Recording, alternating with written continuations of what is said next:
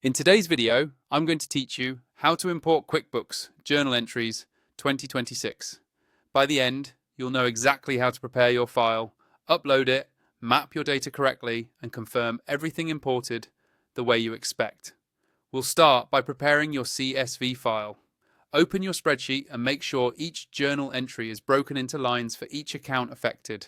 Use clear column headers such as date, journal number, account name, debit, credit, and optional fields like description, name, class, or location if you use them.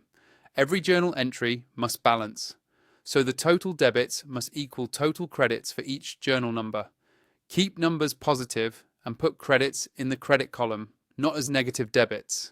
Remove currency symbols and extra commas, and keep dates in a format QuickBooks recognizes, such as MMENMDYY.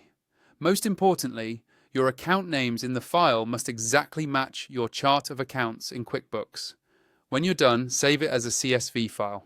Next, log into QuickBooks Online with an account that has permission to import data. It's best to do this when no one else is making changes to the same accounts you're about to affect.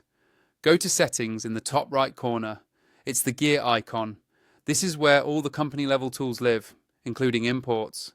Choose Import Data. You'll see options for different lists and transactions. We're focusing on journal entries. Click Journal Entries. QuickBooks will guide you through an upload and mapping flow designed specifically for journals. Upload your CSV and map your fields. For each field in QuickBooks, pick the matching column from your file. Map date to date, account to account name, debit to debit, and so on. If your business uses journal numbers to group multi-line entries, map journal number so QuickBooks knows which lines belong together. Check the sample preview rows carefully. Confirm that accounts are recognized, numbers land in the correct columns, and dates look right. If you use account numbers, make sure they're enabled in QuickBooks and match your file. Otherwise, map by account name. When you're satisfied with the mapping, review the summary and proceed to import. If QuickBooks flags errors, it will tell you what to fix. Commonly mismatched account names or unbalanced entries. Correct your CSV and re-upload if needed.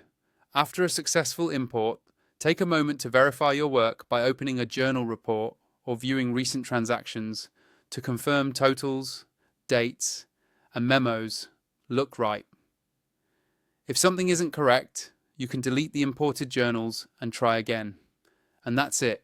You've imported your journal entries into QuickBooks Online.